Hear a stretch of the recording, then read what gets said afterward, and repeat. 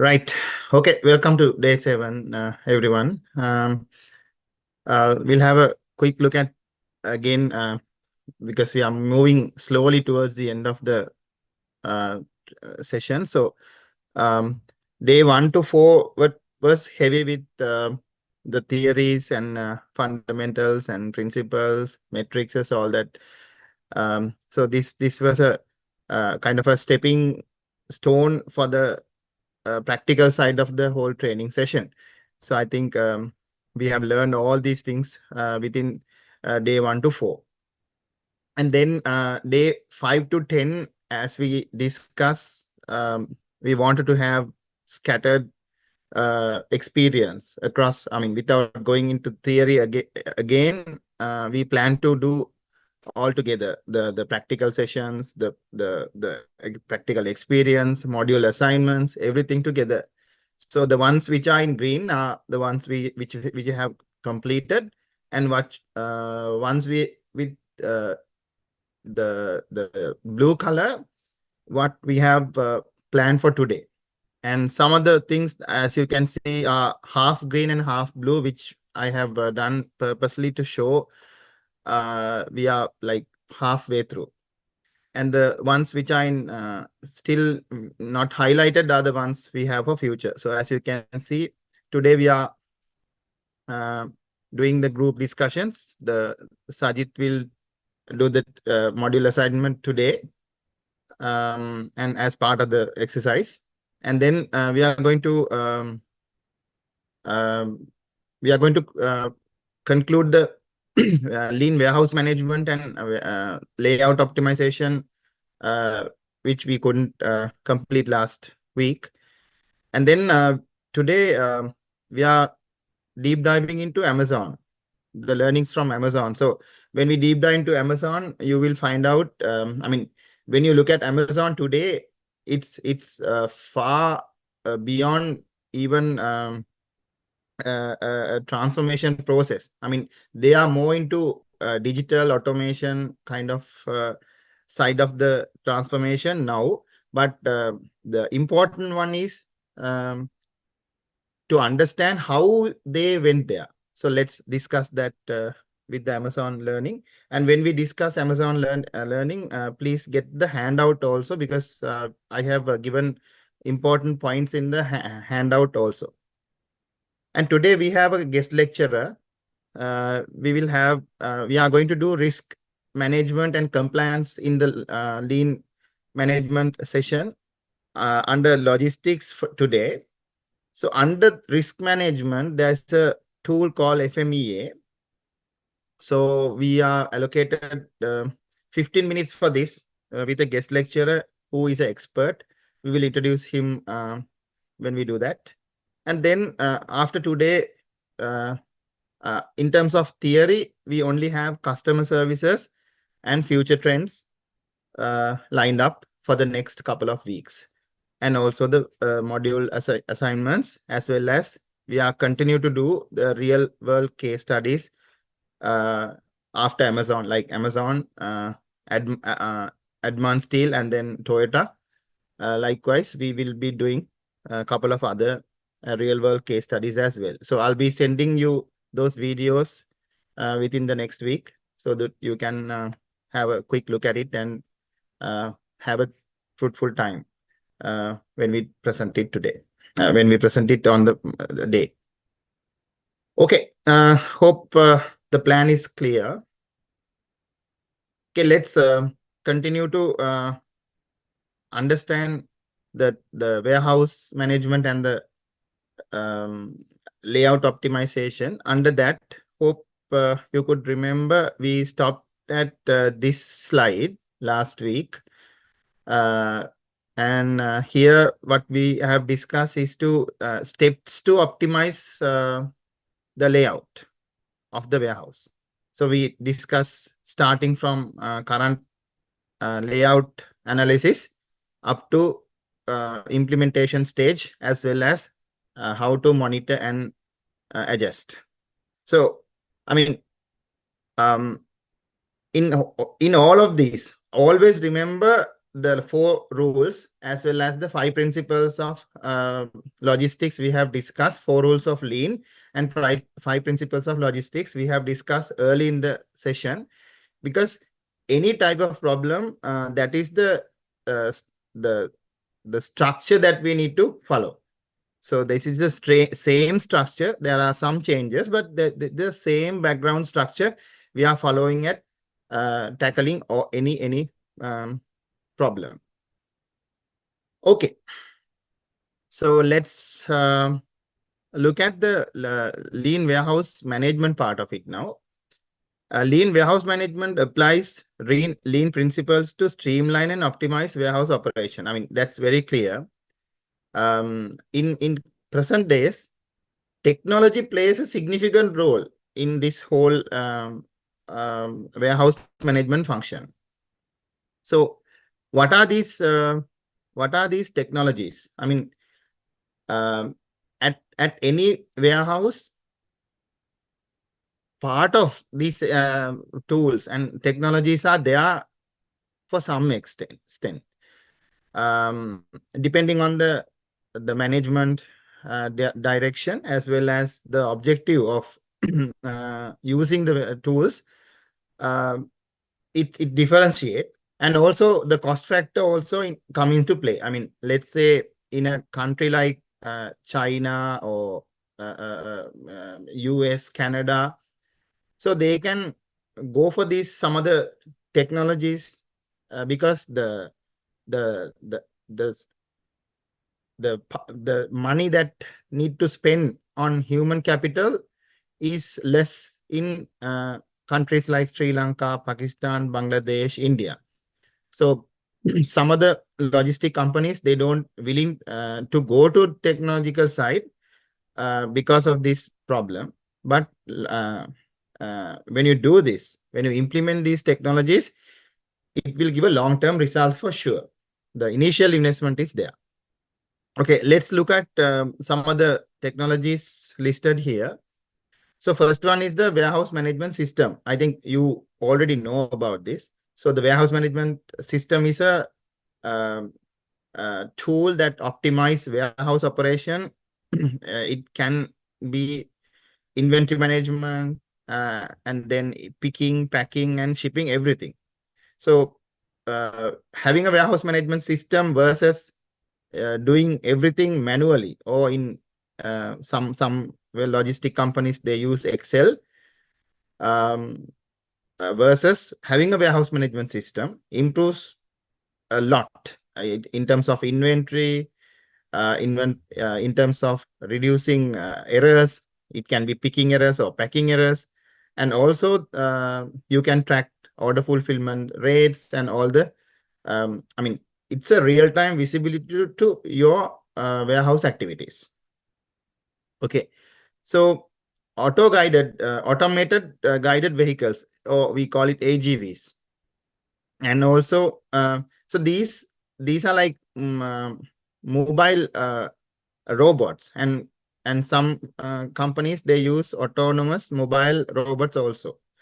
So function of a AGV or a AMR is used to transport goods within the warehouse without a human intervention. So that's pretty much straightforward. So again, initial setup cost is there, but this is a very useful kind of a technology to reduce labor cost, increase efficiency, and minimize risk of accidents. Because as you can see, even in the picture, the racks in the warehouse is sometimes 20 G high. So the risk of accidents is very high in a warehouse if you don't have safety regulations, control mechanisms in place. But with the robots, you don't have that. And the third one is the barcode scanning and RFID technology. So that is a very important part of warehouse operation, because mainly in a public warehouse where most of the cargo I mean, it's multiple customers they are inside the warehouse. So without barcode scanning and RFID technology, I mean, either technology, finding, storing, and retrieving, it's very difficult to do it with manual Excel or manual sheets. So the whole purpose of this scanning and RFID technology is to help the day-to-day operation, enhance inventory accuracy, as well as biannual stock counts. Okay, and then I have seen this voice picking system with Nike warehouse in Memphis. So you don't need to, like, I mean, it's the same warehouse management system, but they can give a voice command as it's very similar to what we do with Amazon or Google or Apple. They all have like voice commanding system with the phones. And so it's very similar to that. The technology is so improved now, you can even give voice directions to the system.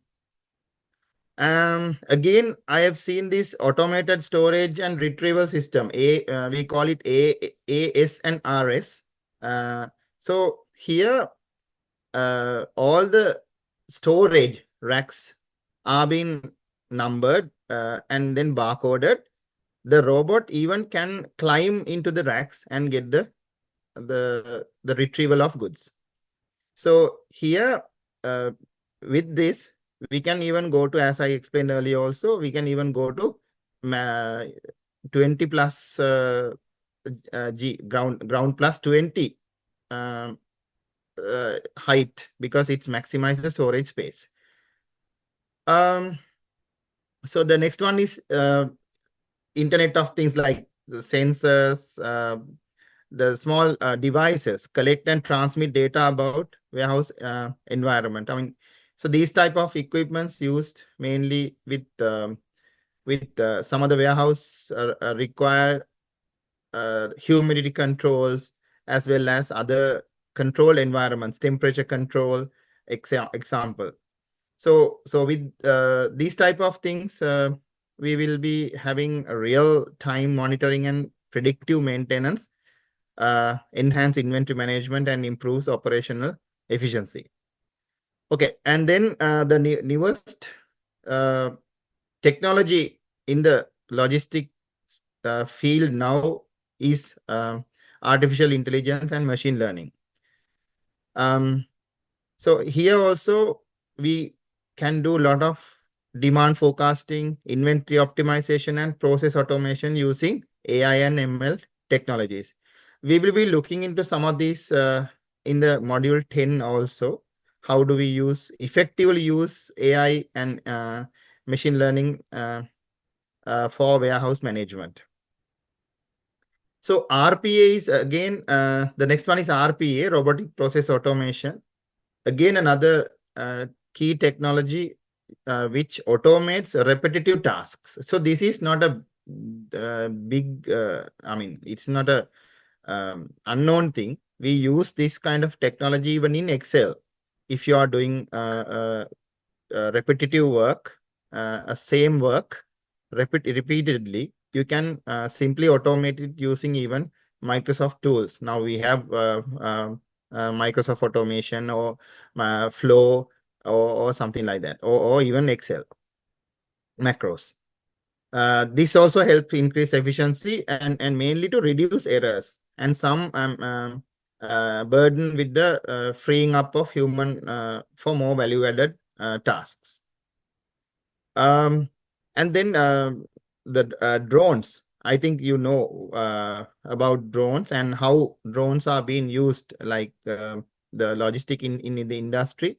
So with some other companies, they are looking at even delivering goods with drones. Now they are practicing it, they are trialing it out, but mainly in a warehouse, drones are being used. When imagine all the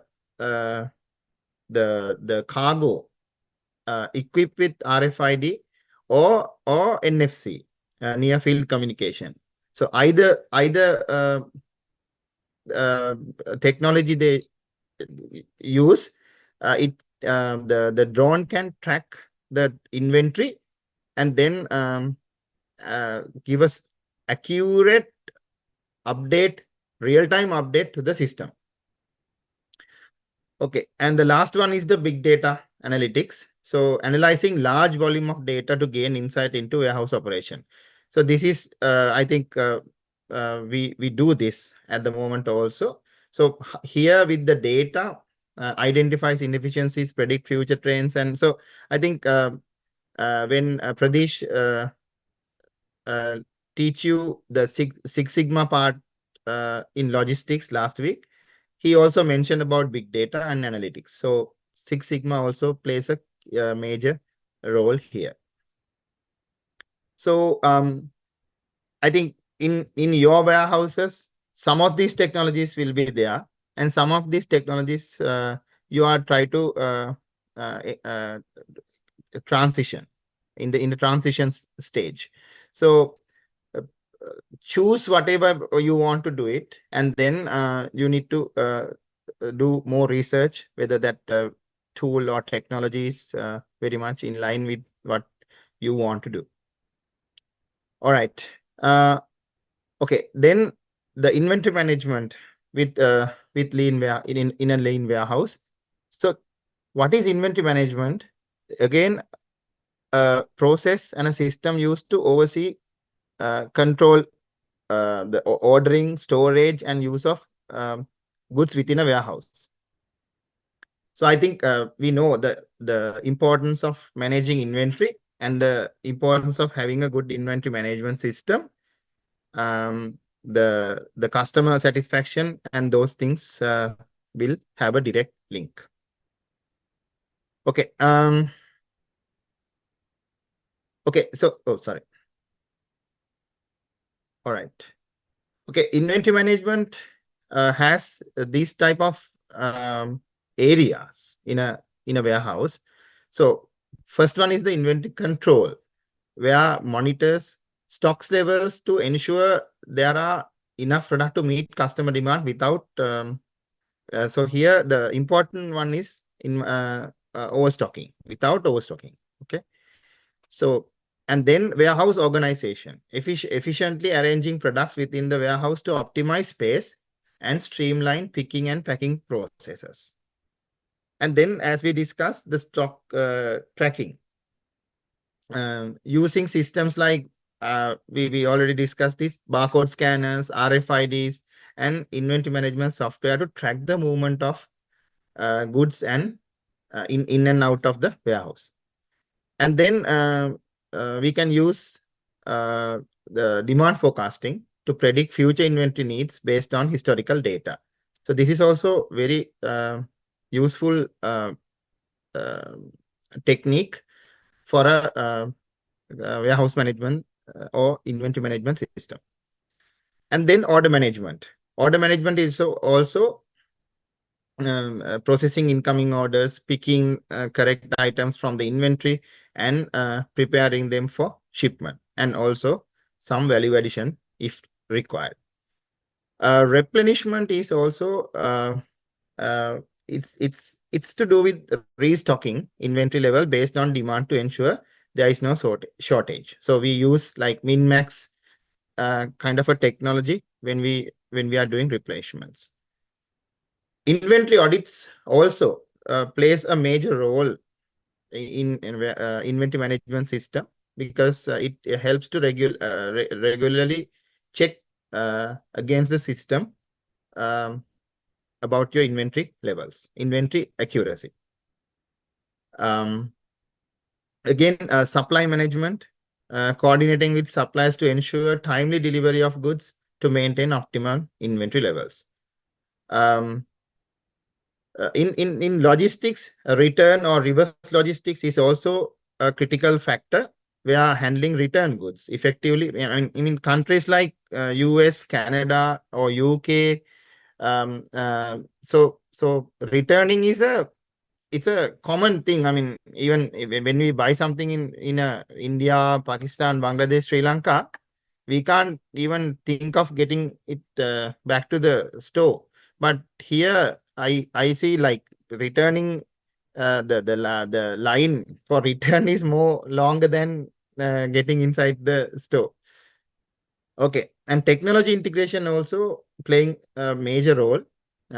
We discuss about WMS systems and ERP systems and some other automation systems in the previous slide. Okay.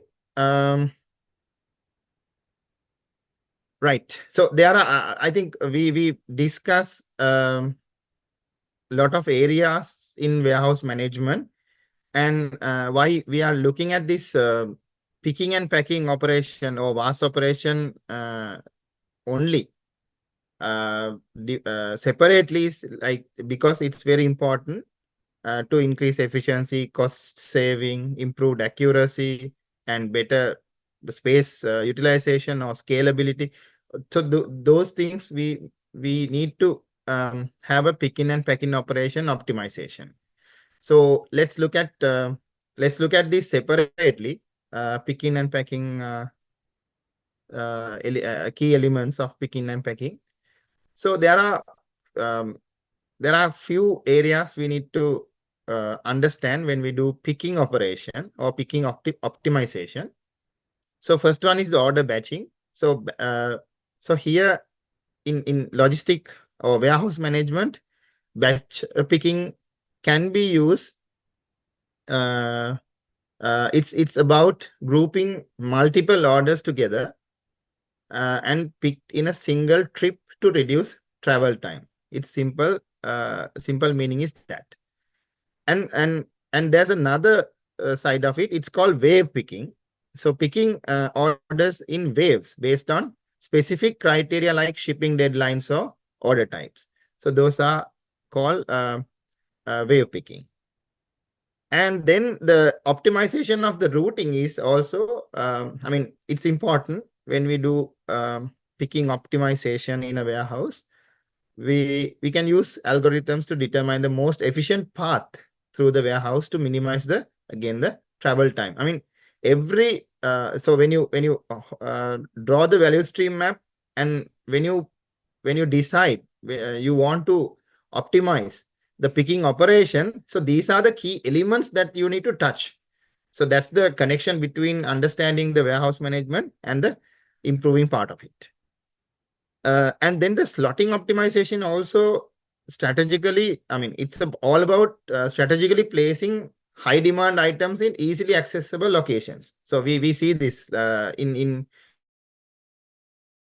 and then placing frequently picked items also close together. So in a proper warehouse management system, you can even do this with the system, the warehouse management system itself. You don't need to do it manually. But if you don't have a warehouse management system, if you do a slotting optimization, yeah, you can reduce a lot of picking time. Right. And technology, I think we covered most of the technology. So picking also, we can use those technology. Right. The last one is inventory accuracy, where you need to ensure data is accurate to prevent time wasted. I mean, we see this in a typical warehouse when we want to pick something. So I had this experience even day before yesterday. I went to pick. It's a huge warehouse, like 500,000 square meters warehouse. The largest warehouse I have seen in Sri Lanka is the Advantage warehouse, which is 500 square feet. So this is 500 square meters. So that's huge warehouse. But however, they couldn't find the cargo that I was supposed to pick. So inventory accuracy plays a major role to avoid misplaced items. Right. Okay. This is the last slide. Yes, this is the last slide with the whole optimization part of the warehouse. Right. Okay, the packing optimization, or we call it value addition in some warehouses. The designing of the packing stations or the value adding stations ergonomically to make sure reduce the time and effort needed to pack the orders. So ensuring packing materials are readily available with easy reach. So when you again when you do this type of optimization, you will be needing a lot of lean tools, because in a warehouse, like if you want to bring all the let's say one example, all the cartons at one go, you will be needing a huge warehouse space to store empty cartons. So that's a waste of time and money. So you need to design your packing station in a way that the materials are bought in as and when you need it. We call it just in time. So the packaging materials, again, standardized packaging materials to streamline the packing process. And then in some warehouse, we can even automate packing systems that can adjust to different size and type of products like carton sealing, or even I have seen some packaging, fully automated packaging inside the warehouse. This is not manufacturing. This is, we are talking about the warehouse. Okay. And then verification. After implementing the optimizing the packing area, we need to do verifications, implementing system verification or implementing manual verifications, or using barcodes, RFID, etc. Labeling and documentation. And then the last but not least, the sustainability part of it. Because with the packing operation, value addition operation, when you design that, you need to look at what are the waste you are throwing out into the environment. So you need to reduce waste, and here when you do this, you will get recognized, as well as you will reduce the cost as well. Okay, that's the end of the warehouse optimization part. And now let's go to the assignment. So far, any questions? මෙයා ලසන්ත ආව නේද මේකට? Yeah, he's there. Okay. Lasant also with me. Okay. Any questions before we move to? All right. Okay. Let's move to the assignment now. And Sajit is ready today with the. So we've done Nuance one last week, and today we are doing Sajit's one, and we are going to do Vidurangas in day 8, Nuance in day 9, and then Lasantas in day 10. So for Viduranga, Nuan, and Lasanta, you have like another few more days to complete, or rather fine-tune what you have done already. And yesterday we had a nice discussion with 3 of these gentlemen, with Chandika also, and we have given a lot of feedback to improve the operation. And it's very interesting to see how you have done all these things. So Sajit, you want me to put up the screen, or you want to present from I by do yourself? believe. I do. Sorry? I do believe. Wait, I will share screen. Okay. So then I'll stop. Okay. Good evening, team. So my VSM admin is one of category Perialis operation, Perialis issues operation. So basically, Sajit, hello. what do you call this? Yeah. Presentation mode. Yeah. Okay, sure. So, VSM admin. This is my I chose style. So our production demand is 4,800 pieces. So 2 production line demand. So both ships and cutting demand for daily 5,400 pieces, only the particular style. So my VSM mapping is starting factory PCU. So after that one, we are going 2 days fabrication plan to warehouse team. So after that one, going to FIFO system. 2 days fabrication plan. So after we are doing fabric relaxing. So based on that one, we are doing cutting plan. So weekly and daily, we are doing fabric relaxing.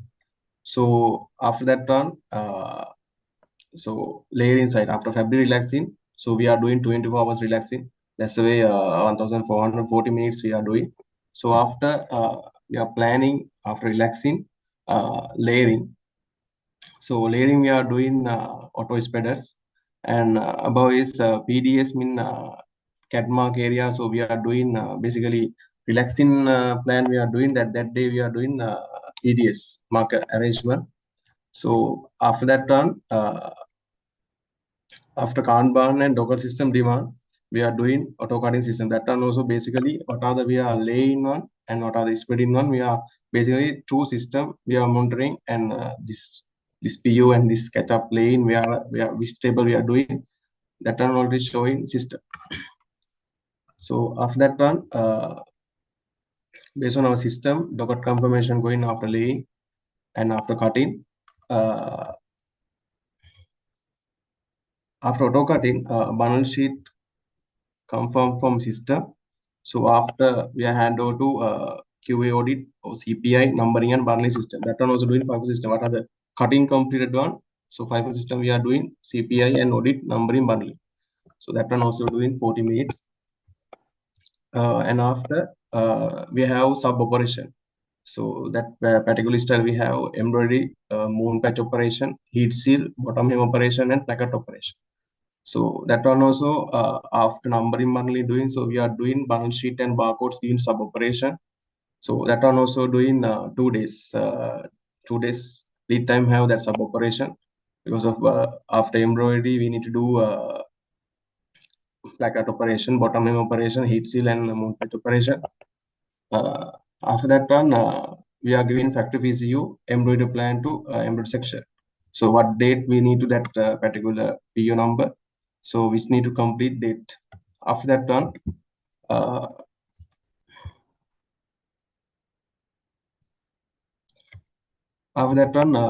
we have central supermarket team after 2 days complete sub operation embroidery moon patch and operation. So after we are giving to complete cut box to central supermarket team. So as a WIP report mentioned. So after that one, based on production demand, so we are sharing to customer production. So our cut works. This is normally VSM mapping. So I am doing for that particular style and custom. So this is the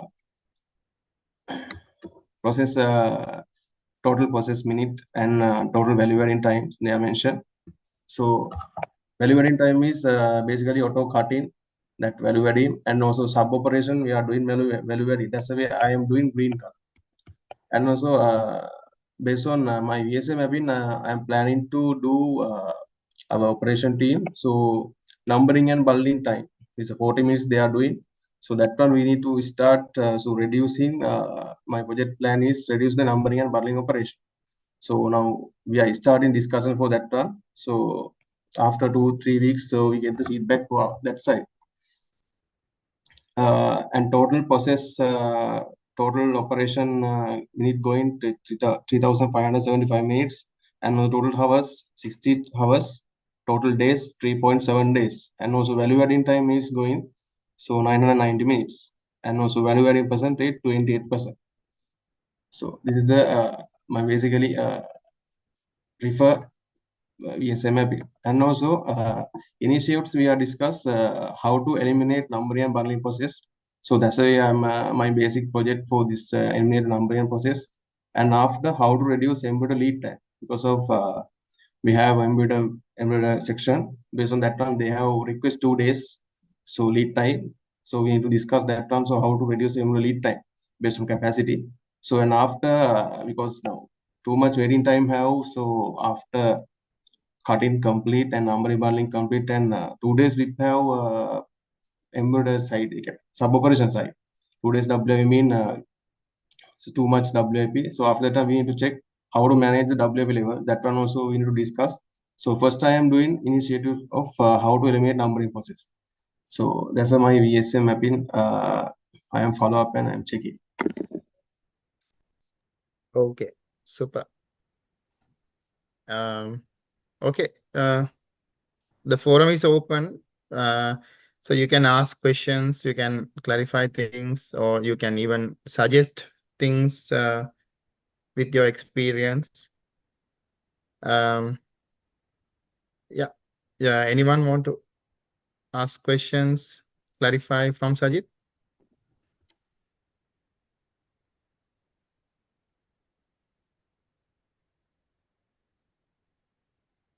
ඔක්කොම clear? Yeah, it's very clear actually. Now, basically, it is from fabric to customer means production flow. So Yeah. this is basically the cutting plus the sub operations like embroidery and the central kind of patch, moon patch, and the bottom hem kind of operations, right? Yes. That was central operation, sub operation. Yeah. So this central supermarket is like how many days WIP that you are maintaining? So we are maintaining 2 days WAP because of 1 day. Central supermarket have 1 day WAP, and we have another production supermarket have 1 day WAP because our production unit have separate location. That's the way we are doing one day WAP in production supermarket and 1 day WAP in central supermarket. So basically, central supermarket will have 1 day WIP, and then sub operation embroidery will have another 2 days. Yeah. Right. Yes, yeah. So 3 days, and then then the fabric relaxing at least will take 24 hours or 48 hours. Yeah, 24 hours. 24 hours. So 4 days. Yeah. So altogether like 6 days. 6 day WAPs. 6 days. Yeah. Okay. Understood.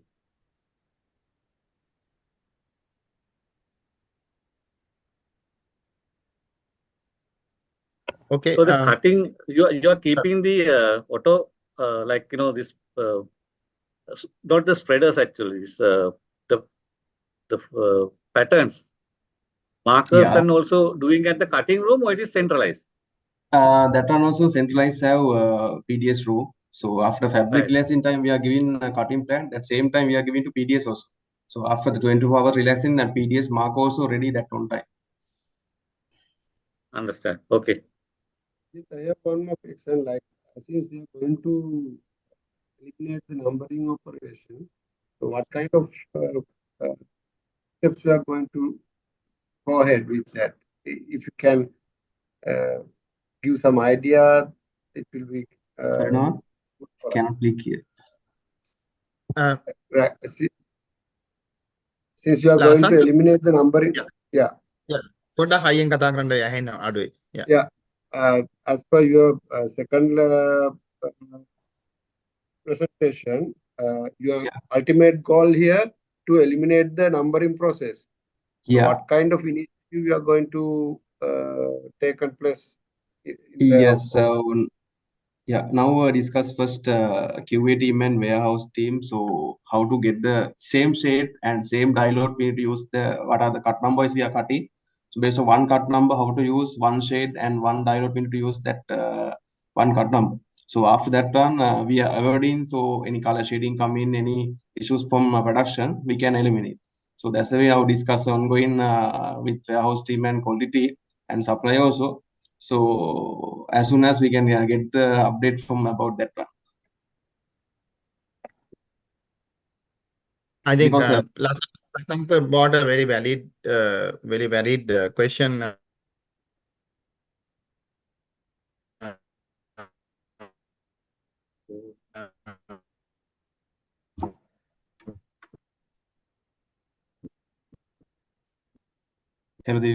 Message. Sometimes the sites are like sending, like, let's say color 1, okay, batch A, batch B, batch C, let's say 3 batches, A, B, C. But next day they are sending or after next week, they are sending few batches again. Yeah, balances. Yeah, Balances. balances. Yeah, and Yeah. also sometimes today batch A color is different to the next week batch A. Next. So, Sure. so sometimes suppliers do that. Yeah. So I think from your warehouse system, first you need to standardize, let's say, a fabric batch A means across what is available in the warehouse. The batch A means one color. You Yes. don't need numbering. So if you do that, you can eliminate or rather reduce numbering. Currently, you are numbering all the panels or like first and last. No, all the panels numbering because of some mix-up going on production team. So yeah, okay. So when you test embroidery side this, also we are like, doing let's leave all operations for numbering. all operations. Okay. So I think first when you start this, you need to the color segregation process has to streamline first. That's I think number one. Number two, when you do this, you can even without straight away going to eliminate numbering, you can even reduce like without doing all the panels, you are numbering only the first and the last. So Yes, then first and last, first, middle, or last. yeah. So that's also good. So I will get the Viduranga, initiatives and after sharing the demos. yeah, definitely. Viduranga, Nuan, any clarification from your end? I think Nuan and Lasantha had asked questions. Any clarification from your end, Viduranga or Sajid? Sorry, Nuan? No, I think it's clear because I'm personally not involving much for this kind of productions, but yeah, I got the Sajid idea. I'm Understand. clear on. Okay. Yes. Sorry. Clear, Dilip. I also clear. Thanks, Viduranga. Okay, so I think I mean, Sajid's explanation is very clear, and what he's trying to do is also very clear. And Sajid, when you implement this, if you come across any challenge as we discussed, please speak to us. Send us messages and get ourselves also involved so we can help you. So this I'm doing and basically one of projects. So we can do some saving also. We are showing to our company. Exactly. Okay. Okay. Thanks. Thank you, Sajid. Thank you very much for sharing this information with everyone for cross-functional learning. I'll get the screen now. Or I'll make a share current. Thanks. Okay. I hope my screen is visible. Right. Okay. Now with that, we are moving into module 8, where we discuss about risk management and compliance in logistics and how to apply our learnings. Again, we are learning about the logistics part of it, and then we also have to always adjust ourselves to kind of use our learnings with lean and how to use these tools with the risk management and compliance side of the logistics. So what is risk management in logistics? It's all about identifying, assessing, and mitigating risk throughout the supply chain to ensure smooth and efficient operation. I think this is very clear and straightforward. Okay, let's look at what are the risks in logistics. So starting with supply risk, as we all know, disruption in the supply of raw material, components, or even finished goods can be categorized as supply risks. And then we have operational risks, right? Issues like arising from the logistic process itself. It can be a transportation delay, it can be a equipment failure, or a warehouse inefficiency. So example for this is like hope everyone remember the canal blockage by Evergreen ship, the Suez Canal blockage by Evergreen ship. So this was considered as a huge risk into the logistic industry.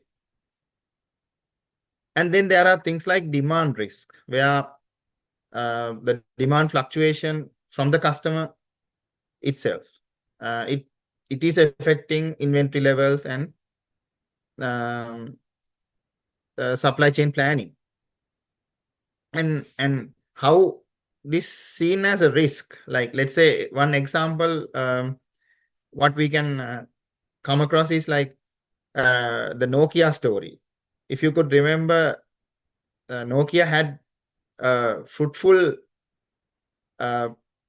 business early 2000, but with the adoption, I mean, since they didn't adapt into the changes with the smartphones or the digital part of the smartphone, they went ahead and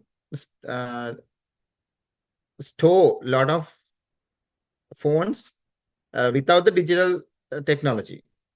So they had a huge loss in mid-20s, where stocks were there, but since they didn't predict the changes in the customer front of it, they made huge losses. And also, if you could remember, in COVID, the personal protection equipment or masks and all the other personal protection PPEs, the increase was highly visible. So that is also considered as a demand risk. And also with the COVID, the downside of it was there was a complete decrease in the consumer goods, and people went ahead and found alternative methods for those things. Okay, and what is an environmental risk? So this is purely natural disasters, extreme weather. It can be extreme weather conditions and other environmental factors impacting logistics. So one good example here is like Toyota production. We discussed this earlier also. Toyota production was actually on hold with the earthquake they had in 2011, and followed by a tsunami in Japan. So this can be considered as an environmental risk. And there are regulatory and compliance risks also. So these are like changes in the law, regulations, and trade policies affecting logistic operation. And then there's cyber security risk. So this is, I think, very clear. Threats to the data security and IT systems that support logistic activities. I hope you could remember there was a cyber attack in 2020 called a SolarWinds. I think most of the government and private organizations were part of this attack, and there was a huge issue arising. I think after that, companies took some preventive actions, curtailing cyber attacks. Okay. So the next one is the financial risk, where we consider fluctuation in exchange rates, oil prices, let's say payment. It can be a simple thing as a payment delay also. If we don't predict this, we will end up in a huge financial crisis. And then, as we all know, pandemics. It can be COVID or other pandemic, but again, we need to identify and assess, and there should be some sort of a mitigation strategy if a pandemic hits the organization. And then political or geopolitical risks, where you see now the famous one, I think you also has experienced this, the Red Sea impact. So it's a complete geopolitical risk. Okay. So to better understand the risks, we can categorize all these what we discussed in the previous slide into three main categories. So the first one is I mean, this is more practical approach, if I would put it that way. So the first one is the predictable one, and then unpredictable one, and then the last one is extremely unpredictable one. So what we can predict simply can be categorized. It can be a strike at a warehouse, or it can be a recall of a product due to quality failure. Can be a predictable risk, right? The unpredictable category, the one in the middle, is like cyber attacks. As I explained earlier, also cyber attacks. And again, if I could remember here, there was a major cyber attack with Maersk shipping company in 2017. It's called NotPetya ransomware. So with this, the whole logistics supply chain was on hold with this cyber attack with Maersk Logistics, and we had to do everything manually. And the extreme unpredictable ones are like tsunamis, COVID-19, etc. So if we categorize first in your organization, what are the predictable risks and what are the unpredictable risks and what are the extremely unpredictable risks. So let's look at a kind of a framework. It's a very simple, as you can see. Again, the 4 principles and so 4 rules and 5 principles come into play here. So as you can see, first you need to identify, and then you need to do a complete assessment, which we will learn after a couple of slides. And then like all the others, we need to have a mitigation strategy. So mitigation strategy would depend on the type of risks you have. And then the last part of is like all the others in the 4 rules and 5 principles, you have to monitor and make sure that you continually improve the situation. Okay. So let's look at the identification part now. And we have like a small exercise here. Right. So in order to risk assessment, there are many tools and methods. Today we are learning 2 methods. But let's look at what are the very high level, what are the methods or tools we have to assess risks. So first one is a very familiar one where you map the likelihood and the impact into different directions. Let's do a simple exercise in the next slide. And then risk matrices are there. It is also likelihood and impact analysis. It's similar to that. And then we can do a scenario analysis. So the scenario analysis is all about developing different scenarios to understand the potential outcome of the impact of the risks we have discussed in the early slide. And even we can use SWOT analysis, which I think you are familiar. Everyone is familiar with SWOT analysis to conduct a proper. To do a SWOT and identify the risks that are associated. So if you are not familiar with the SWOT analysis, please do a self-learning, and it's very powerful tool. You can identify in the risk or any strength, weakness, opportunity, or threat.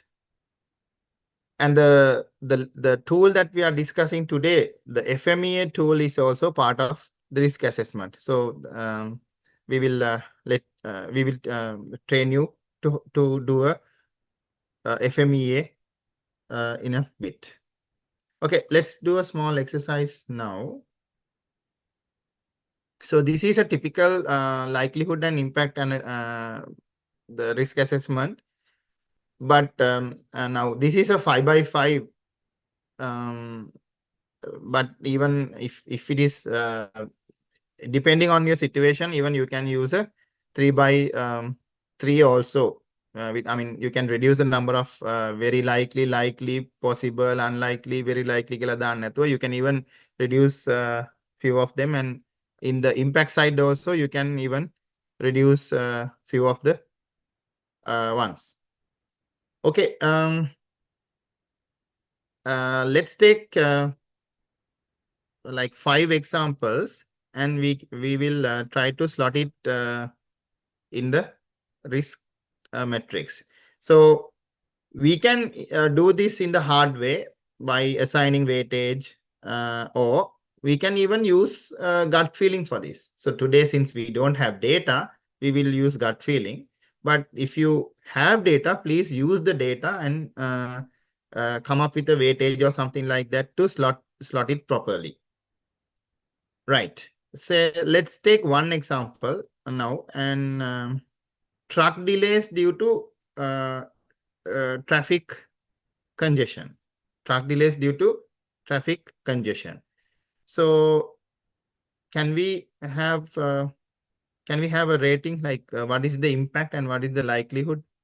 Can we discuss truck delays due to traffic condition? What is the likelihood of it? Is it very likely, or is it very unlikely, or is it something in the middle? How do you think? Middle. That means possible වගේද? Yes. Yeah, possible. Possible. Okay. So in the impact, is it is it negligible, or is it severe, or is it something in the middle? Depend on the actual situation and the demand. Yeah. Case by case we have to handle. Since we don't have data, with the gut feeling, if a truck delay, so let's Moderate. Significant, like mid-high. Okay. So let's look at so possible, and you said moderate, නේද? මේ හරිය වගේ නේ? Significant mid-high. Mid-high. It's like Oh, Mid-high, significant. මේ හරිය වගේ. Sorry, significant. මෙතන වාක්‍යවේ නේ? Oh. Right, sorry. Correct. Yeah, okay. Possible and mid-high. Okay. Yeah. And then so in your opinion, what are the in this kind of a risk, what are the mitigations you can use? Like if a truck delay with a traffic congestion, what is the simple mechanism that we use in this type of situation to mitigate? If we know very well regarding the route, this truck actually final destination, we have to make a arrangement to early departure than couple of hours what we are expecting to reach there. Or like trying to find some alternative ways if they are available. So Yeah. those kind of. Yeah, correct. And you can even use now most of the countries we use Google directions. Yeah. But in some other countries they have other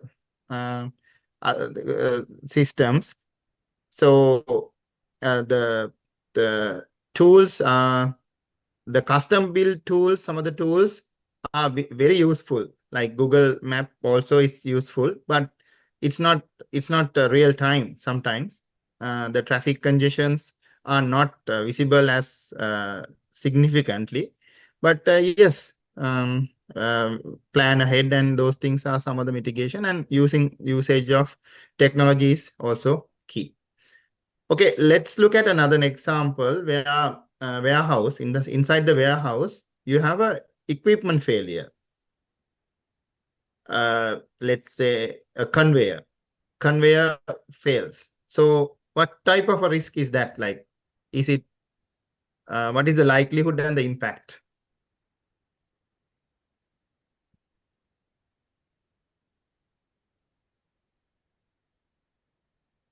Automated warehouse, the equipment, the conveyor now failing. Yeah. What could be the, is it severe or is it negligible, or what is the impact? It is severe and it is unlikely. Unlikely, yes. Yeah. Okay. Very unlikely. So severe, unlikely, then it's a medium, ned?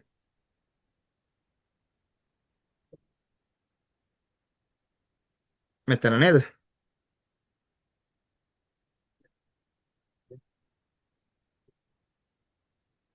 Sorry. You said not very unlikely, you said unlikely, ne? Unlikely, yeah. Unlikely and Okay. severe.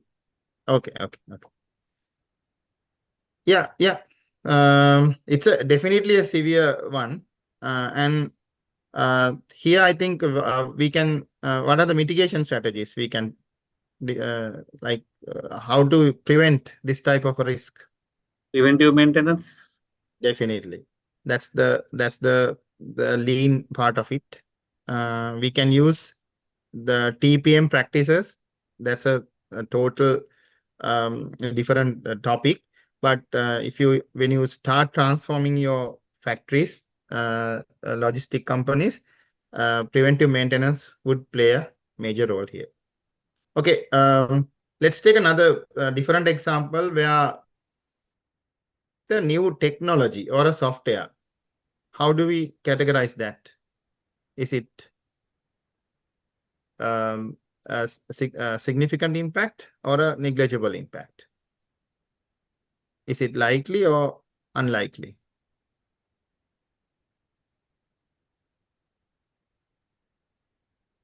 New software for warehouse, so like Yes. So, I mean, in a logistic field, we discuss about warehouse management systems and all sorts of technology we use, right? So here we discuss integration issue, not a failure. Failure is not a risk, actually. This is an integration issue with a new technology. When you try what do you see? How you see this impact? Impact should be high because with the changes. Impact should be high. Yeah. And it's very likely. Impact is actually very high, right? And then likelihood? Very likely. Yeah. Let's put it over there. Third one. Okay. So the mitigation strategy could be use access trainings and all sorts of things that we can do not to happen this type of a issue. Okay. There are another two examples: competitor actions and market competition. How do you see that? Competitor actions and market competition. How do you see that? Is it impactful? And what's the likelihood?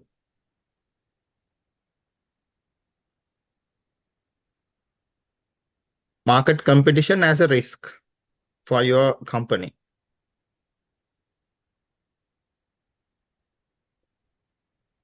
So think you are a logistic company, huh? Significant impact. Yeah. Nuwan, you said significant, right? Yeah. Yeah, definitely. Because the logistic operation is I mean, every company needs logistic operation, and at the same time, there are many competitors in the field. So it's significant, and likelihood also you can put as a likely or very likely, right? Yeah, Let's it's put it. likely, Hmm. very likely. Yeah, let's put it over there. And the last one, I mean, what are the things that you do in your company? Kind of, how do you tackle this type of a thing, mitigate this type of thing? Do you outsource anything to third parties, or you do it everything on your own? We do have some third parties. Okay. Nuwan City, how about you? So we do by our own. Everything on your own, eh? Yeah, Mukut, anything you don't give outside, right? No, we don't give outside. How about the trucking? Trucking also owned by your company, or you get third parties to handle your cargo? Trucking is third party, but fully I'm managing the trucking. I mean, even handling the third party, the majority of responsibility is handling by us. Okay, got it. Okay, the last one is the labor strike and shortage of let's say workforce issue. How do you see that impact? High or low, or what is the likelihood?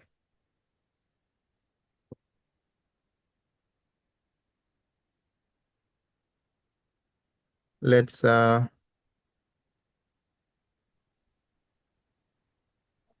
put it. I mean, it can happen. Neither impact. Possible, yes. Yeah, possible. And in today's world, and now even in Bangladesh, now we experience this. Yeah. So it can be a moderate impact and with a possibility. So okay. So the learning for us is like, when we do this type of a thing, you can now see what are the now this we did as an example, but when you deep dive into your own organization with this type of activity, you will then realize, okay, some other risks we haven't tackled properly, so we need to have a mitigation plan for that. All right, with that, let's have like 2-3 minutes quick break, and then at the same time I will invite Chatura to set up his screen.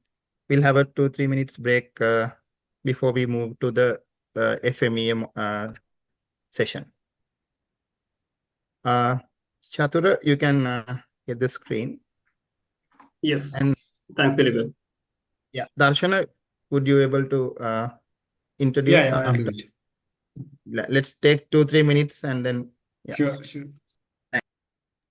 Okay, Nuwan, Vituranga. Yes. Okay, good. No, I think Nuwan, are we good to go? Because right. Okay, we'll Yeah. go. Yeah, Thank you very much. Thank you. So, okay, we'll invite today, as Dilip explained or tell earlier. So, to the Chatura. Chatura, he also joining from Canada, right? So, we are doing a course another course called the Lean Quality course. So, Chatura is the main lecturer for the Lean Quality course. Like this is a lean logistic. Our other course is lean quality. And Chatura is a ISO lead auditor for the quality, and he has 11-year experience on quality on apparel. So it's good because he has that wonderful experience, and he has led one cluster regarding the quality functions. So it's very nice you to understand about the total apparel quality, and plus all the quality and plus the ISO.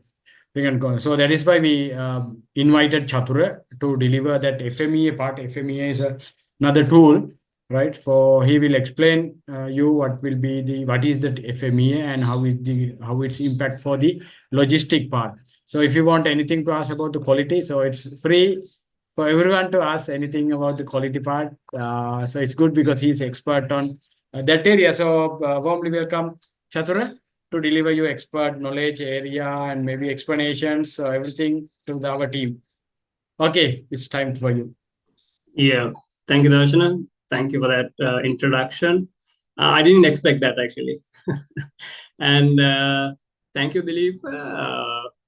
It was a perfect ground set for me to do this FMEA training. I was a little early, joined early, and I was listening to the session that you have conducted regarding the risk management and the compliance part of it.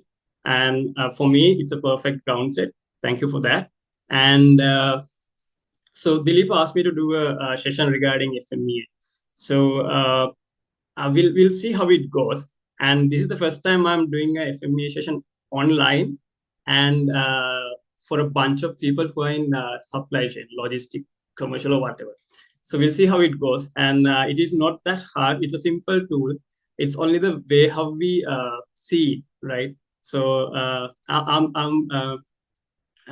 going to continue this presentation, and because Dilip asked me to complete this within 10-20 minutes, so I'll try my best. If you have any questions in between, try to raise your hand, unmute yourself, and ask questions. If I don't get any questions, I'll continue it to meet my target in terms of time. So FMEA. FMEA stands for Failure Mode Effects Analysis. So before we delve into FMEA, the tool, I'll touch some of the things which Dilip has already taught you, and those are little things. So we just need to refresh our knowledge. So what is a problem? A problem is a deviation from the set standard of a process, product, or operation. So we know that we have a desired target and where we are now, and then we know the gap in between. So that's the problem we need to solve. So when it comes to problem, we can basically categorize problem into two main scenarios. One is present or running problems. We call it, like, when we do present running problems, and when we do solve those problems, we call it post-mortems, right? So those are already happened or currently happening. And the flip side of it is the future or potential problems. So if we see any future or a problem ahead, as Dilip explained in his previous slides, which can happen in the industry, in logistic part of the world, the disruption can happen in technology, the cybersecurity, the country regulation. So all sort of things we can consider as future potential problems. There are things can falling under present problems also, but mainly we are forecasting those things and we are trying to solve those problems. So those are the two main categories of problems, and yes, FMEA is a tool for those future problem solving. So this is the tool. This is very simple. This is the format of the FMEA tool, and I'll go through each and every element of this tool with a simple example. And before that, we are going to learn process FMEA, and there are some other categories as well in FMEA, like when we do like machine building, automation, we do design FMEAs. Like, we first need to do a proof of concept. We have to have a concept proven, and then do a prototype, and then go for the commercialization or proliferation. So process FMEA is for processes. The design FMEA is for the design of machine or automation or whatever the things that we are going to build mechanically or electronically, or a combination. So there are some other categories as well, like system FMEA, functional FMEA, defect FMEA. But today we'll cover only process FMEA. And it's just the way that we interpret it and the way how we use it. The tool is same, but the applications are different. That's it. So process FMEA is this tool, and I have one rule of thumb, which is when you're doing FMEA, we have to have process owners, functional owners. Like we all know, right? When we do brainstorming, we need to have that caliber.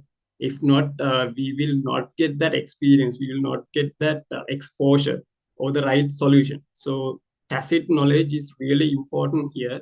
You can't assign FMEA to do some, let's say, a third party or to a trainee or an implant trainee or somebody else. You can't do that. And also you can't do FMEA by your own.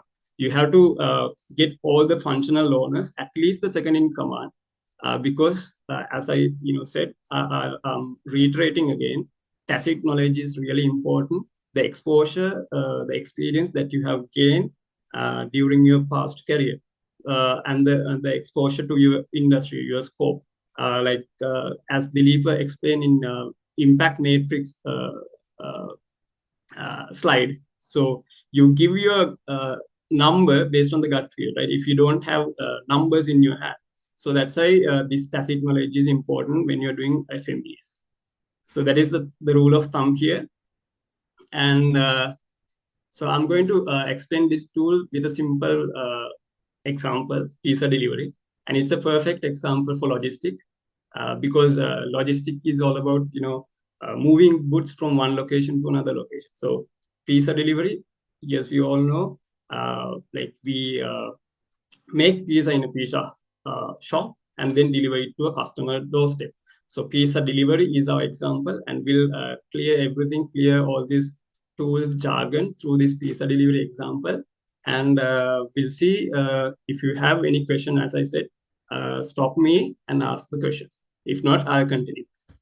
So when it comes to pizza delivery, let's say now I'm asking you to assume we are doing this FMEA like 20, 30 years back, like I mean in the history, not in today's world, because just to understand this concept or the tool. So let's say when we need to order, let's say I need to order pizza, I call the pizza shop and I ask them to make a pizza based on my flavor. I need this flavor, I need this recipe, I need this size, quantity, and then you deliver it to my location. I give them the address. So, but it is not happening in today's world, right? We all know when we go to a let's say mobile app, we can enter everything because we can just click the things that they have already in their list in terms of flavor, size, quantity, and then we just need to input our current address. Then they will deliver it to our location. Even during that time, we can track where our pizza is and how it processes. But assume we are in older age and 10, 20 years back, and we are calling the pizza shop, and then they write down the order, and then we make it. After they make it, they deliver it to our doorstep through a delivery mode, let's say a bike. So in that case, I have written down here the process step in a very simple way. The write down order is the first step, and then they assign it to a cook, and then the cook gets the material, the flour, the vegetables, the meat items, and everything. And then they make the bread, the layer, and then prepare the toppings, and then it goes there are some multiple processes, right? They put it into the oven, packing it, and then put it into a bag and then deliver it. Likewise, there are multiple steps. So to understand this, we'll consider the first step, the process, the right order step. And when we are doing FMEA, we have to do, if you see, like when you're doing it, you will understand it. If you see, you have to do FMEA for all the steps. Yes, you have to do FMEA for all the steps. And if not, if you see any issue, if we see any future problem happening, like it can happen only in a one or two processes, you consider only those 2 or 3 processes and conduct FMEA for only those 2 or 3 processes. So keep that thing in mind. So I'm going to take write order as my process step. So process steps I have written here as write order. And keep one thing in mind, like when you do any process map or any as you all do value stream mapping, write this thing, the process step in verb noun form, so that it's very easy to understand you and also for the other parties as well. What does this like? The verb noun form is write, order is the verb noun form, write is the verb, order is the noun. So it's very clear. We don't need to write down order, the address, everything. We don't need like sentences to mention our process steps. So that is very simple. So it's very simple, right? So we learn one element of this process FP, and it's so simple, and we'll continue for the rest of the things as well. I'm hoping everything is clear up to now, and I'm repeating again. If you have any questions, just ask. Just stop me and ask questions. So our process step is write order. I have assumed the failure is as incomplete address, right? So when, like I said, I'm ordering a pizza and I'm giving instruction to the pizza shop and they write down the order. So the step is write down, and imagine they mistakenly miss one or two words, one or two numbers, one or two letters in my address, right? So that is an incomplete address. Let's say we need to deliver it to 107/3, right? And let's say Colombo 7, something like that. And so 107/3, the person who takes the order, the person who answers the call, he or she write down it as 10/3. 7 is missing. So 10/3 is the current the address that the person who write down the order has written down in the paper. So that's an incomplete address. So when we write down the failure, you always remember to write down the failure as anti-function mode. What is anti-function mode is the function mode here is the complete address. Complete is the function, right? The opposite side of it is the incomplete. Complete, incomplete. So always when you do a failure, when you write down a failure, write down it in anti-function mode. So I'm giving some tips so that you don't need to write down a whole sentences to explain these failures and also the process steps. So the failure that we have assumed here is when they write down the order, they have mistakenly write down incomplete order, incomplete address. So the effect here is, the third point is effect. The effect here is I may be in hungry, right? I may be like, I may not be able to get my pizza on time, or maybe not even during the day. So I'm trying, let's say I'm assuming I'm trying to get a pizza for my dinner, and I'm not going to get my pizza, and I may be in hungry. I may be have to, cook by my own and make my meal. So the effect is no delivery. When we write down the effect, we always have to consider the customer side, the customer, how they describe it. So in terms of this example, if you talk about this example, for me, it's a no delivery. I don't get the delivery. So always consider how the customer describe the effect. And when it comes to customer, it can be your consumer. So in this case, I'm the consumer. And when it comes to operation, the businesses, the manufacturing, it can be next customer, next operation as well. So let's say we are doing like I have seen majority of here in apparel. So from RM to finished good, let's say RM is the supplier for cutting department, and cutting department is the supplier for production department. So in that case, if we see any failure, any effect to production, so you have to consider how production sees if any failure happens from customer supplier side, the cutting department side. So you have to consider customer as next operation, next consumer, and also in some cases in logistics, you have to consider regulatory requirements as well. So consider when it comes to customer, you have to consider, like, it depends based on the FMEA you do and based on the relevancy as well. So you have to consider that. So I think up to now we are clear because it's not that crazy. And before we move into the rest of the things, severity, you can see severity, occurrence, and detection. And then this RPN, I have written it in like upside down, right? Not in the same high level, the way how we write it down. So I'll explain. There's no link between that, but there's a way of interpreting this tool. So severity, occurrence, detection, and this RPN, we have to give a rating, right? So when it comes to severity, you have to see the severity, like even the likelihood and impact matrix. We consider the severity, right? How severe this issue is. So even in this case, in FMEA also, no delivery is, like, for me, it's a high severe issue, right? So you are not getting your dinner. You are in hungry. And you are going crazy. You don't get your dinner. You don't get your meal. So you have to cook by your own. So it's a high severe impact, right? Issue.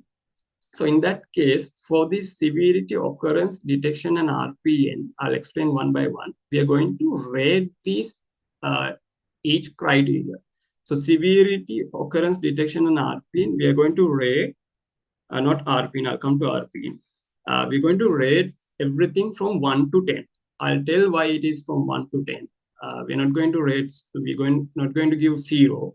We're going to give only 1 and up until 10. We can decide whatever the number we can give.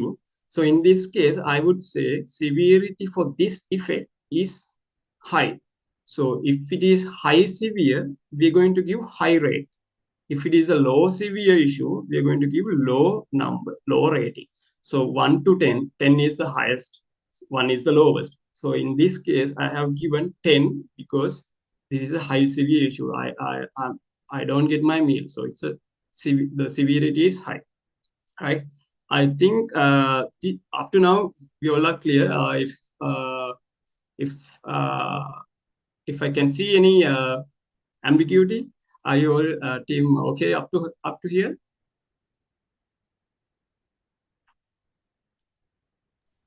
Yeah, we are clear on it. You can go. Okay, good. Thanks. So severity is 10 because I'm not getting the dinner in right time, and I'm in hungry. So what are the causes that can impact for this failure? So when it comes to causes, you have to consider causes which can happen to this failure, not for the effect, right? So causes, try to keep this thing in mind. Causes for these failures, or not for the effect. So causes for this incomplete address, to our easy understanding, I have written 3 causes here. Keyboard problem can be one cause. Phone disturbance can be another cause. Talking to someone can be another cause. Like I said, 1107/3 is the address. The person who get the order written down it as 10/3. So keyboard problem, 1 key can stuck, the 7 key can stuck, and then it not get write it down. And then phone disturbance, when when we see always if anything, if signal jams, he or she cannot hear the proper address and then write it down as 10. So likewise, these are the causes that I have given. To identify these causes, I hope you will know about the Ishikawa diagram, the 4M analysis, the cause and effect diagram. You can do a 4M analysis also, Ishikawa or cause and effect diagram, to understand what are the causes, right, for this failure. And then when it comes to occurrence, we know occurrence is basically the probability that can, happen. Any cause can happen. So that's why I say tacit knowledge is important, and you can't do it by like your own, or you can't assign this to one person. So if you get 2-3 people who are relevant to this process, and they say, okay, keyboard problem, we don't see that as a big issue. So we don't see these happening very frequently. So in that case, I have given this rating for this occurrence. So occurrence also we are giving rating from 1 to 10, and if it is high probability, if the likelihood is higher, we give higher rating. That means 10. If the likelihood, the probability or the occurrence is lower, we give the lower rating, which means 1 or 1, 2, 3. Likewise, if it is medium, 5, 6. So I have given here 2 for keyboard problem, 4 for phone disturbance, 6 for talking to someone, right? So we have completed about 60-70% of the tool. It's so simple. And this is how you rate. And if someone say, okay, keyboard problem, yes, I have seen it. We are not doing anything. We are not doing any cleaning, and now keyboards are so bad, and those are not compatible, and those are so old. So then you see, okay, no, 2 is not the number. Then okay, we'll give 6 or 5 or 7, or sometimes you can say 10, right? So it based on the knowledge or the gut feel. If you don't have any data in your fingertips, the gut feel or the tacit knowledge that you use here. So we give rating for occurrence as well in this way. And let's say current control. Let's assume if we have current control to mitigate this, to tackle these causes. Let's say I have written here regular maintenance as our current control for keyboard problem. So you can say even no for this keyboard problem, like you don't have any, if you don't have any regular maintenance, regular key cleaning process, or regular changing process for this keyboards, you can say no. So I have written here regular maintenance is our current control for this keyboard problem. And then we don't have any controls for this phone disturbance or talking to someone. So if you have anything, yes, we can write it down here. And based on that, you can rate the detection, right? So detection is the way how you tackle these causes, the way how you catch these issues. And before I come into detection, I'll explain RPN first, and then it's easy for you to understand. So I just switched it to my argument so that it's easy for you to understand. So RPN stands for risk priority number, right? I'm telling again, risk priority number.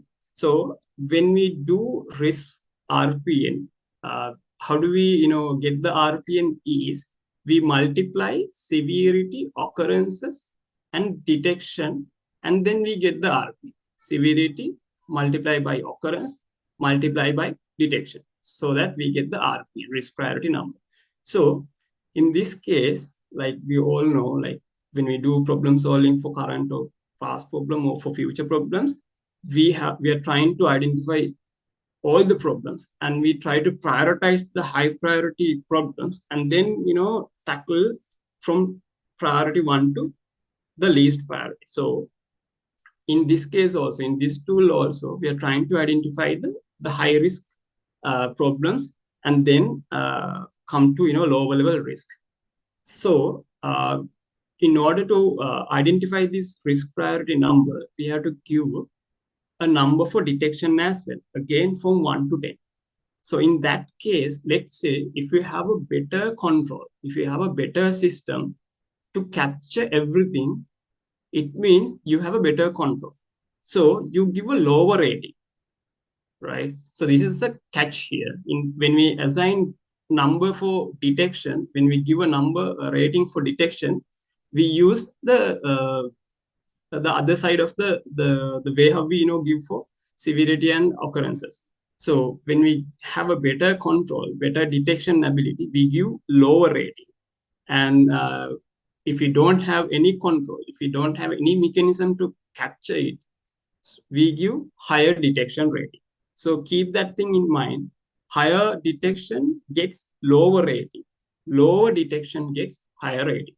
In that case, here I have given, so we have a current control here for the keyboard problem. So it means we have a somewhat better mechanism to capture this. So I have given 3 because we have a current control.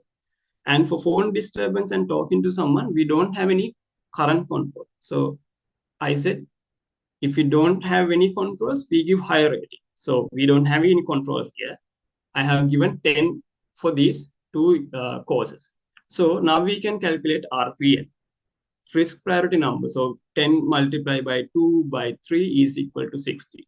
10 by 4 by 10 equal to 400. 10 by 6 by 10 equals to 600. So that's how we calculate the RPN, risk priority number. And then we can consider the preventive actions as well. Now, let's say we don't have any current control for these 2 causes, right? We have only one control for this keyboard issue.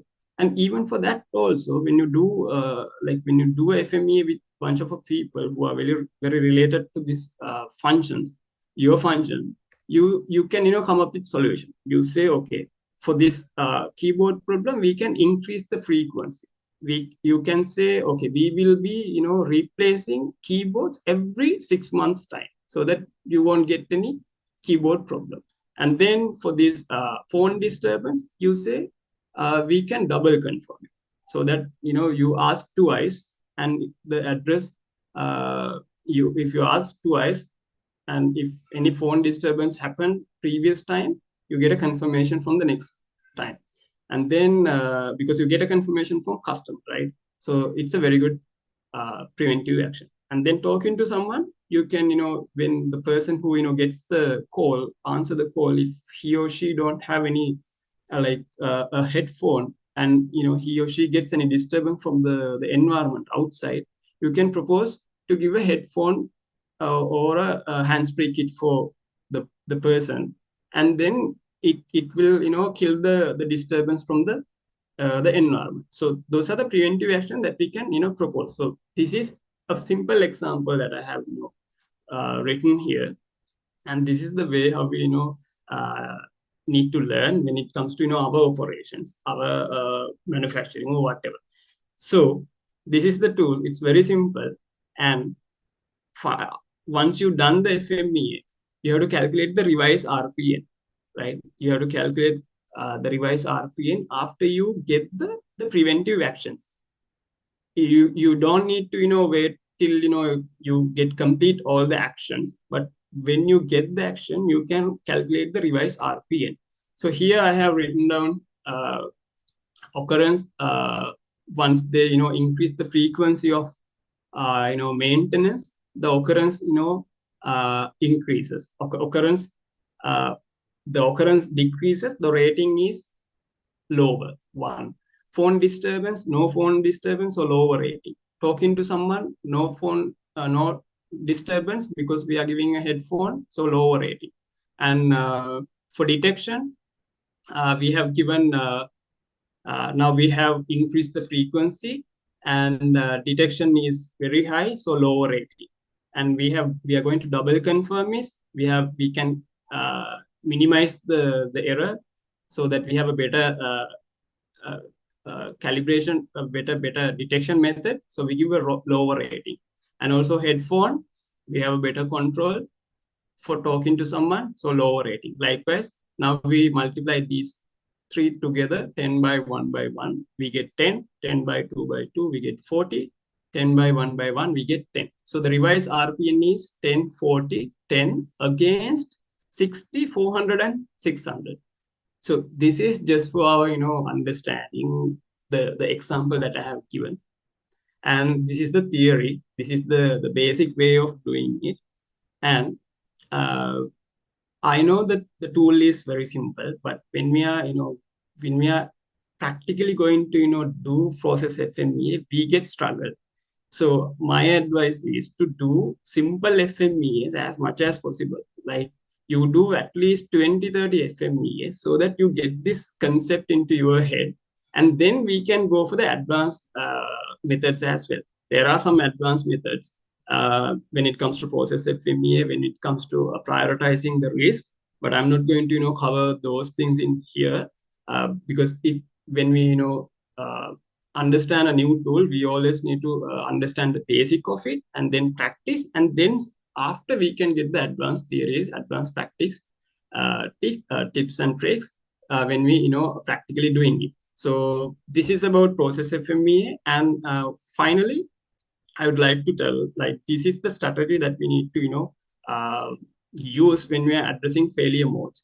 First, we have to eliminate the causes. So I have written here, we have to eliminate the causes, right? And then if we can't eliminate the causes, we go to reduce the severity. At least we are reducing the severity so that customer won't get unhappy. If not, at least we reduce the occurrence of happening the causes, the probability of happening the causes. Then if not, even if we can't manage these three, at least we go and improve the detection. But here, if you're going to improve the detection, it means you are incurring cost. You are incurring cost to your bottom line. Increasing detection means you have to put more people. Let's say in our apparel, let's say somebody says, okay, we can't eliminate causes of happening this defect. Or at least we can't reduce the severity or the occurrence of happening. It happens. Solving it happens. You can't control it. So you tell, okay, we'll increase the checking capacity. Now we have one inline checker. You propose, okay, we'll put another checking person. So sometimes, yes, we have to do, for like some launches, some special programs, we do those. But if you are doing those kind of things, you are incurring more money. If you're doing improving detections, means you are improving, increasing your capacity in terms of manpower, and you are putting more processes. And that is the last part within our control. And if it is, goes beyond that, at least we have to inform customer, okay, no, we don't have any current control. We can't do anything beyond this. So you have to be mindful when you're using it. And we give up like a mean of detection for the customer, right? So that at least customer knows it. Sometimes we see those things happen, right? When you get a product and there are some warnings labeled. So that means, yes, some things, we can't control within our scope. So we have to inform customer as well. So that's the strategy we have to, consider when we are eliminating failure modes. And that's about the FMEA tool. It's very simple. My advice again, do at least 20, 30 FMEAs. Then you will learn the advanced theories, advanced way of addressing risk, prioritizing risk. So that's it about my side. I hope everything is clear because I didn't get any question. And if you have any question now, please ask, and it's up to you. It's open for your discussion. I'm happy to answer any questions. This is one. Just want to know what are the limitations of this tool, FMEA? FMEA tools, no, like let's say even for limitation in the sense now we are trying to use this for future problem solving, right? Yeah. When it comes to like design FMEAs, yes, there are some limitations because like let's imagine we are trying to build a machine, you build a new automation. Let's say for your automation like warehouse, we are trying to automate it. So some limitations can be like we think this need to be happen and we imagine it, but technology doesn't support, right? And sometimes the impact, let's say the feasibility is not there, and also the impact is very high. The impact is very low because of the technology. Even if we can get that technology, you have to incur more cost. So there are some limitation on that angle as well. When it comes to process FMEA also, yes, there are some limitation if we go beyond our control. But here we are trying to control our processes so that we know we have a better control. We don't have any limitations. We can do anything to our process. So, but when it comes to like technology part of it, yes, there are some limitations in terms of feasibility and impact. So that's one thing I would see as a limitation. Well, thanks for that. Great question. All right. So, as per the next assignment, I would like to. Can they see the screen, right? Yeah, Dilip. Yes. Okay.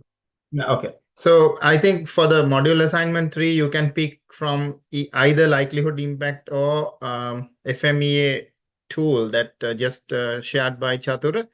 So you can do a quick future risk, whatever risks that you see in your own organization, and do a quick FMEA slotting or a likelihood impact, and then probably have some, I mean, just to practice these tools, because I mean, we can't take this for granted. There are future risks. There are companies which lost majority of their businesses without predicting about these risks. It can be small risks and it can be a huge risk, but there are companies which had, I think you also have certain experience with that. Okay, so I'll post this in the WhatsApp group also about the assignment. Okay, so let me quickly wind up the whole risk part of this. Right. Okay, what are the now all up to now we discuss about the tools and techniques and what is a risk and how to identify risk, how to prioritize risk, and then how about mitigation? The next part is the mitigation, right? So certain companies take certain actions when it comes to mitigation. It depends on the type of business that we are in, but let's look at certain examples and some strategies. So first of all, diversification as a risk mitigation strategy. We use diversifying suppliers, transport modes. So like now, Nuanseri told he managed a fleet, third-party fleet. So what are the risks in this type of third parties, and how do we kind of tackle those risks? So that is one is to have a diversified set of transport providers. So that is one of the mitigation strategies. When it comes to inventory management, maintaining optimal inventory level to buffer against supply and demand fluctuation. So if you take supply demand fluctuation as a risk, so maintaining that optimum level of inventory. So that could be one of the risk mitigation strategies. And then contingency planning could be also one of the risk mitigation strategies. So that is to kind of develop contingency plans for key risks, including it could be a supply risk, or it could be having, let's say, one route is blocked, as we discussed earlier, the traffic congestion. So what are the alternative routes that you can travel? Or it can be a emergency response plan. We all do this fire drills and all that stuff. So that is a part of the contingency planning. And then also the usage of technology is a huge mitigation strategy in present days companies look into. So implementing advanced technologies like Internet of Things to kind of capture risks inside the warehouse or inside the vehicle, and then usage of artificial intelligence and also the blockchain technology to kind of trace back the visibility, the whole visibility part of it, and also to improve efficiency and in the supply chain. And last but not least, the insurance part of it as a mitigation strategy. You can even insure certain amount of risks so that if the risk occurred, let's say we can't mitigate it at all, so then at least you are safe with the insurance part of it. Okay, so let's look at a couple of examples here. and the mitigation strategies also I have shown here. So the first one is the natural disaster, earthquake, floods, hurricane, whatever there. So as a mitigation, by considering this, you can develop multiple supply sources.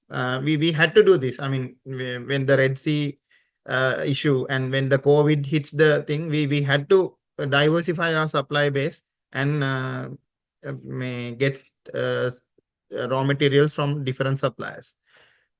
And what about theft and hijacking when goods in transit? So this happened in the logistic industry quite a lot. So for mitigation, we need to implement security measures, the seals, and these are like now mandatory by some of the customers, and the alarms, triggering, and surveillance for high values good. So these are some of the mitigation strategies. And for famous things like system outages or IT infrastructure failures. So for these, I think there's a whole risk mitigation strategy with IT teams, redundancies, backups, and critical IT infrastructure. And in terms of consumer demand changes, so for this, I think this is you can't do it and finish it. So you have to do it every day, every week, every month, and conduct regular market research and demand forecasting. So this is the total risk mitigation strategy. And quality control issues with the suppliers. So how do we develop long-term contracts and convert the transactional suppliers into strategic partners? So how do we do that? And by doing that, how do we improve their quality in station quality? And in terms of weather conditions, adverse weather condition, we can have a proper weather forecasting tool. It can be simple tool or it can be a complex tool, but depending on your organization, weather can be a severe issue. So if you forecast properly and if you get the details properly, you can even mitigate things like weather conditions. So we had this for the last one. If I could give you an example, in Jordan, one of our factories in Jordan, they all have a seasonal weather issue. So in certain months, we have to come to the office late and we have to go early. So how do we plan the shifts during that time when the snow and the bad weather is there? So those are the type of mitigation strategies I was explaining in terms of weather. All right. Okay, I think that winds up the risk part of it, and the compliance is also go hand in hand with the risk management. So this is all about adhering to laws and regulations or standards in the country, or it can be in the company, but it is all about adhering to the laws and regulations. Okay, so the one bigger challenge of maintaining compliance is a cost. Is the cost, right? I think you have come up this scenario also. Sometimes compliance officers, they want to do this, do that, but we don't see a much of a risk at the moment, but in future there'll be a huge risk if you don't do that. So one good example I can recall here, with Nike, they check all the compliance methods, and we use to the very detailed level. So in one of our factories, we have underpaid $1. $1 is like 300 rupees, right? So $1 underpayment. So they marked for that whole year as red rating for $1 underpayment. So it's that critical, and it was highlighted very badly in the company reputation. So, and also another example I can give, we had a very profitable business in China, but we had to close it down because even though the profits are there, they are maintaining double records when it comes to labor records, the working hours. They maintain double records. So imagine, even though we have profits, if this is found by Nike, there'll be an issue. So likewise, compliance. I think you are very much familiar with the importance of compliance. Okay, so these are some of the actions, or rather importance of compliance in logistics. So it show you as a legal protection, right? Avoid fines, penalties, legal actions resulting from non-compliance activities. And also, as I explained earlier with a few examples, the reputation management maintains the company's reputation by demonstrating we are ethical and lawful business. We are doing an ethical and lawful business. And then operational efficiency is also plays a bigger role here. Like if you abide by all the rules and regulations, it's the operational efficiencies is also maintains healthy with the best practices. And also lastly, the customer trust. The customer trust will be increased, and customers will bond into you when you have a proper compliance standard. Okay, so these are some of the areas, key areas of the compliance in logistics. So let's quickly go into this slide. So transportation, I mean, regulatory compliance like transportation laws, customs and environment regulations, safety standards, etc. So industry standards, it's like, you know these things like ISOs and GS1 standards. These are in logistics.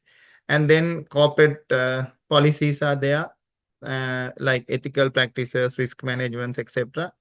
And also the last one is the data security and privacy. So we discuss all these things. Okay, right. How do we ensure that compliance is met? I think these are some common things. Regular trainings, like this is also part of the value chain process, human value chain process. And when you want to, so how do you incorporate lean learnings into these strategies? So this is where the learnings from lean come into play.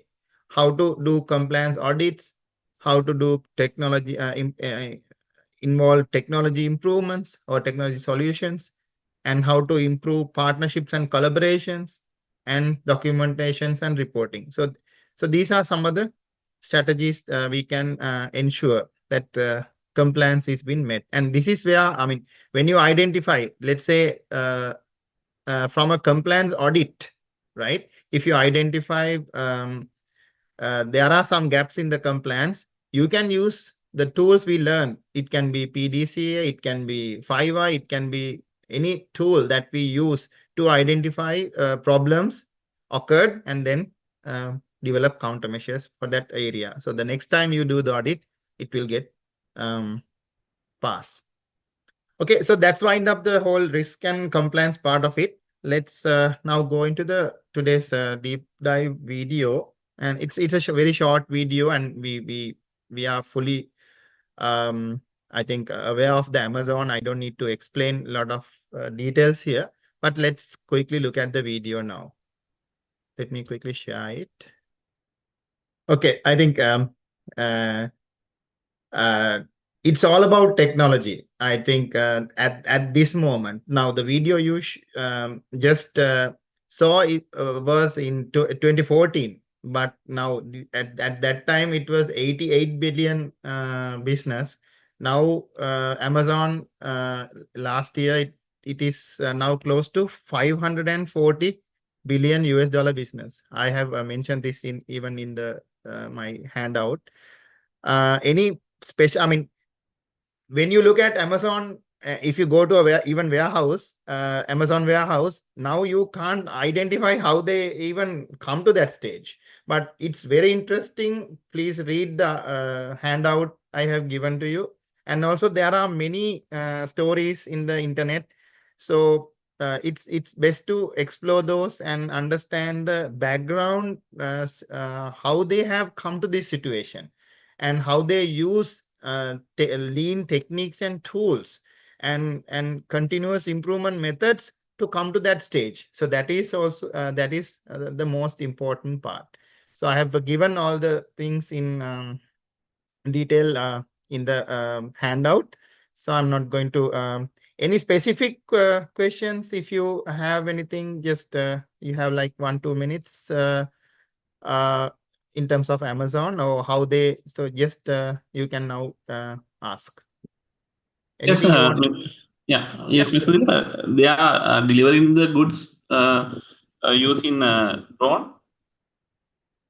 Currently, they did a pilot that in US and small parcels. Yeah, yes, they do, but not at commercial level, Viduranga. Currently, they are still piloting it.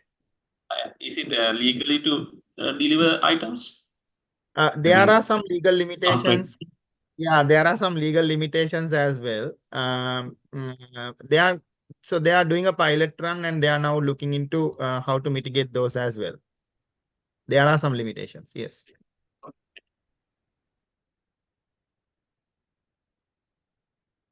All right. So that winds up today's activities. I will ask Darshana to conclude the session. Darshana, over to you.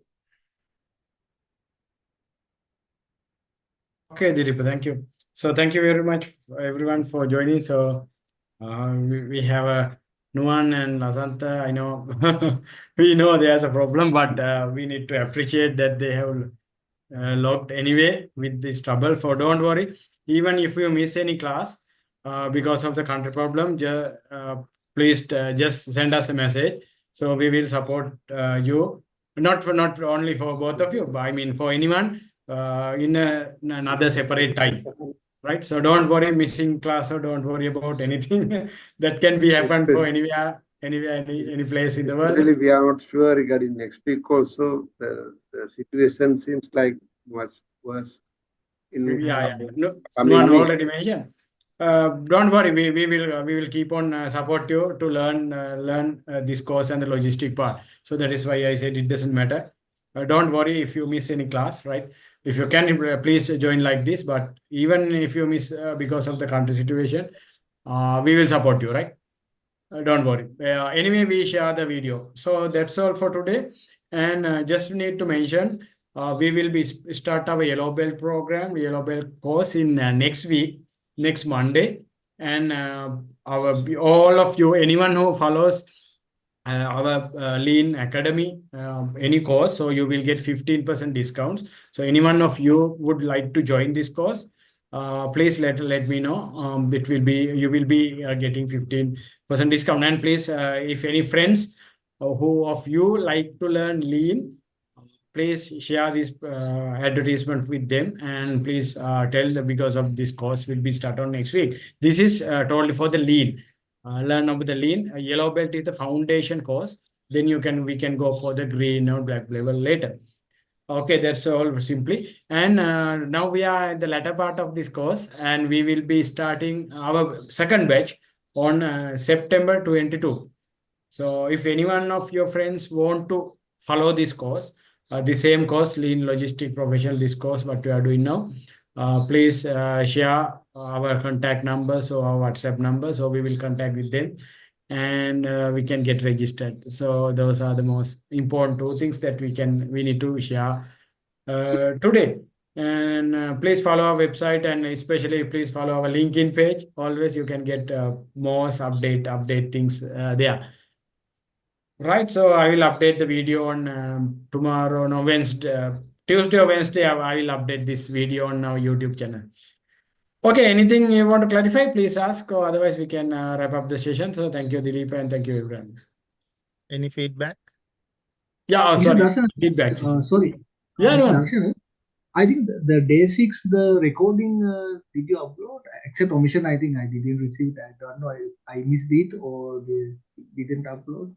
Last week I couldn't because last week we had a problem with recording. Our Zoom link was expired. So I will capture these things and I try to upload. But this one I will upload very soon. Last time we had a technical problem, no? So Yeah, I do my best to collect it. So there's a problem for me also. Sorry for that. Okay, thank you. Okay, thanks. Any comment? Darshana, like since you are going to start the new batch, there are a couple of WhatsApp group here we are using, like IE group and Sri Lankan group in Bangladesh. So shall I can add you on those group with some recommendation, then I think the people can contact you. Yeah, so that's I'll perfect. yes, That's a big help. yeah, I'll try to do it. Okay. Thank you. That's a big help for us. Thank you. Okay. So any feedbacks about today? We have 5 minutes officially. All good. Thank you. Any Viduranga, Nuan, Sajid? How is the session today? Yeah, it's a wonderful session as usual, and it's more and more to gain. It's really good. Okay, thank you then everyone. So we will meet on next Sunday. Okay, have a nice time and have a nice week. Thank you very much. Thank you, everyone. Thank you. Thank you so much. Thank you very much.